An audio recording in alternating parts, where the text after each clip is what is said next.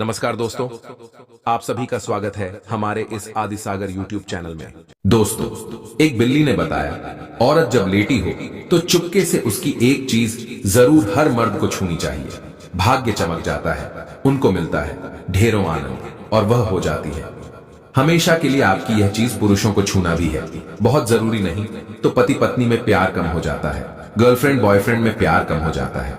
इसे हर कोई छूता है, हर पुरुष जरूर छूता है। आप भी महिला की यह एक चीज जरूर छू लेना।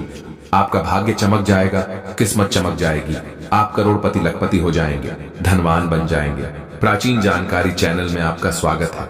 आज का प्रसंग बहुत ही खूबसूरत है, वीडियो को लाइक जरूर करें। दोस्तों, कौन सा पुरुष पत्नी का साथ कभी नहीं छोड़ता? पति पत्नी इस कहानी को जरूर सुने।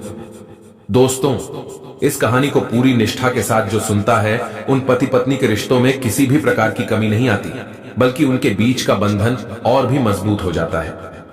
कलयुग के इस दौर में सबसे बड़ी समस्या यह है कि दाम्पत्य जीवन में प्रेम की दीवारें बहुत जल्दी दरकने लगती हैं, विश्वास और आपसी समझ कमजोर पड़ने लगती है। लेकिन इस कहानी में एक ऐसा संदेश छिपा है जो हर रिश्ते को नया जीवन दे सकता है।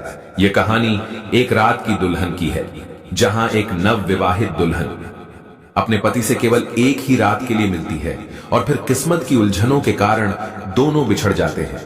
फिर शुरू होती है संघर्ष और परीक्षा की लंबी गाथा, जिसमें प्रेम, त्याग और समर्पण का अद्भुत संगम देखने को मिलता है।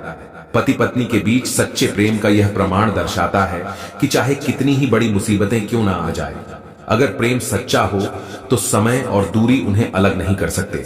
इस कहानी को सुनने के बाद हर किसी को यह महसूस होगा कि यदि पति पत्नी के बीच सच्चा प्रेम है तो चाहे कितनी भी बड़ी बाधाएं क्यों ना आ जाए, उन्हें एक दूसरे से मिलने से कोई नहीं रोक सकता। संसार चाहे एक मजबूत दीवार बनकर उनके बीच खड़ा हो जाए, प्रेम और विश्वास की ताकत से वह दीवार भी ढह सकती है। इस कथा में वह सब कुछ है जो आपको यह सोचने पर मजबूर कर देगा कि जीवन के कठिन पलों में भी प्यार की विजय संभव है। तो आइए दोस्तों, इस प्रेरणादायक और रोमांचक कहानी की गहराइयों में उतरते हैं।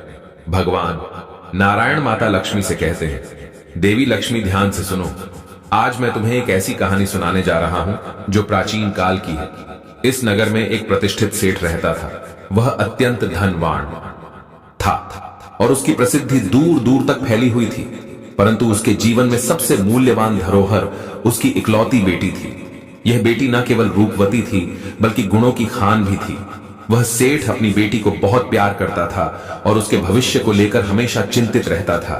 समय के साथ जैसे जैसे उसकी बेटी बड़ी होती गई, सेठ के मन में उसकी शादी की चिंता बढ़ने लगी। उसने सोचा, जब मेरी बेटी शादी लायक हो जाएगी तो मुझे उसके लिए एक योग्य वर खोजना होगा। उस समय की प्रथा के अनुसार परिवार के सदस्य स्वयं लड़का देखने नहीं जाते थे। इसके बजाय वे इस काम के लिए नाई और पंडित को भेजकर करवाते थे, जो पूरे नगर में उपयुक्त वर की तलाश में जाते थे। सेठ ने भी यही किया। उसने नगर के प्रमुख ब्राह्मणों और नाइयों को बुलाया और उन्हें पूरी बात बताई। उन्होंने कहा, यह एक महत्वपूर्ण कार्य है। मेरी बेटी जैसी अद्वितीय रूपवती है। मैं चाहता हूं कि उसके लिए भी वैसा ही उपयुक्त और गुणवान वर ढूंढा जाए। मैं नहीं चाहता कि किसी प्रकार की कोई कमी रह जाए। इसके लिए सेठ ने एक सुंदर चिट्ठी लिखी और उन नाई और ब्राह्मण को सौंप दी। सेठ ने उन्हें निर्देश दिया, इस चिट्ठी को लेकर नगर नगर घूमो, देश देश घूमो। अपनी बुद्धि और विवेक से मेरी बेटी के लिए एक ऐसा वर ढूंढ कर लाओ जो न केवल सुंदर हो, बल्कि उसका परिवार भी संस्कारी और आदर्श हो। जिस प्रकार मेरी बेटी सौंदर्य और गुणों की मूर्ति है, उसी प्रकार का वर भी होना चाहिए। भगवान कहते हैं, देवी लक्ष्मी ध्यान से सुनना। अब मैं उस कहानी को आगे बढ़ाता हूं। जब सेठ ने ब्राह्मण और नाई को अपनी बेटी के लिए योग्य वर तलाशने के लिए भेज दिया, तो वे पूरी श्रद्धा और लगन के साथ देश देश और नगर नगर घूमने लगे। वे हर जगह खोज करते, अपने सवाल पूछते और योग्य वर की तलाश करते।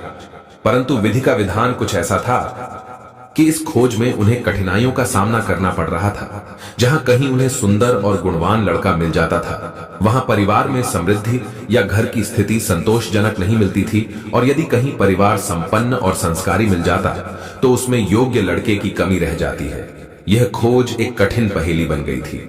सेठ की बेटी जिस अनुपम सौंदर्य और गुणों से विभूषित थी, वैसे ही गुणों वाला लड़का ढूंढना आसान नहीं था। ब्राह्मण और नाई दोनों इस उलझन में पड़ गए थे कि आखिर कैसे उस सेठ की उम्मीदों पर खरा उतरा जाए। एक नगर से दूसरे नगर, एक राज्य से दूसरे राज्य तक की उनकी यात्रा चलती रही। उन्हें हर जगह अलग अलग प्रकार के परिवार और लड़के मिलते थे, लेकिन सेठ की बेटी के योग्य कुछ भी नहीं मिला। फिर एक दिन वे एक ऐसे नगर में पहुंचे जहां उन्होंने देखा कि एक परिवार अपनी सादगी और सज्जनता के लिए प्रसिद्ध था। उस परिवार का एक लड़का था जो न केवल सुंदर था बल्कि अपने स्वभाव से भी बहुत नेक और संस्कारी था। हालांकि परिवार में आर्थिक स्थिति थोड़ी कमजोर थी और धन की तंगी स्पष्ट थी, परंतु वह परिवार धर्म कर्म में निपुण और आदर्श था। ब्राह्मण ने विचार किया, यह परिवार भले ही आर्थिक दृष्टि से कमजोर है, लेकिन इसका मानवीय मूल और संस्कार अमूल्य है। लड़का सुंदर और गुणवान है, यह एक ऐसा अवसर है जिसे गंवाना नहीं चाहिए। ब्राह्मण ने मन ही मन निश्चय किया कि चाहे परिणाम कुछ भी हो, यह प्रस्ताव सेठ के पास ले जाना चाहिए। उन्होंने हिम्मत करके उस परिवार से बातचीत की और सेठ की बेटी के विवाह की बात बढ़ाई।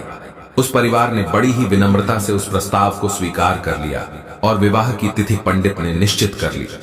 फिर क्या था, ब्राह्मण और नाई खुशी खुशी वापस सेठ के पास लौट आए। ब्राह्मण और नाई ने जब सेठ जी को जाकर यह समाचार सुनाया कि एक सुंदर, योग्य और संस्कारी वर मिल गया है और विवाह की तिथि भी निश्चित हो चुकी है, तो सेठ और उसका परिवार बहुत खुश होता है। सभी जगह आनंद और उत्सव का माहौल था। सेठ की बेटी के घर में भी विवाह की तैयारियां जोर शोर से चलने लगती हैं। उधर वह वर के घर में भी सभी लोग बड़े उत्साह और उमंग के साथ तैयारियों में जुट जाते हैं। यह एक ऐसा अवसर था जो सभी के दिलों में उमंग और उम्मीदें लेकर आया था, परंतु विधाता का खेल किसे मालूम होता है। जब विवाह की तिथि निकट आई तो एक अप्रत्याशित घटना घटती है। जिस लड़के के लिए ब्राह्मणों ने टीका भेजा था, जिसे वर के रूप में चुना था, वह एक गंभीर दुर्घटना का शिकार हो जाता है। इस दुर्घटना में उसकी एक आंख फूट जाती है। अब वह एक आंख से ही देख सकता था। यह हादसा न केवल लड़के के लिए बल्कि उसके पूरे परिवार के लिए गहरी चिंता का विषय बना हुआ था। विवाह का दिन अब बहुत निकट आ चुका था। वर के घर में खुशी की जगह अब उदासी और निराशा ने ले लिया था। परिवार के सदस्यों के चेहरों पर चिंता की लकीरें साफ दिखाई दे रही थी। सब सोच में पड़ गए थे कि इस परिस्थिति में अब क्या करें।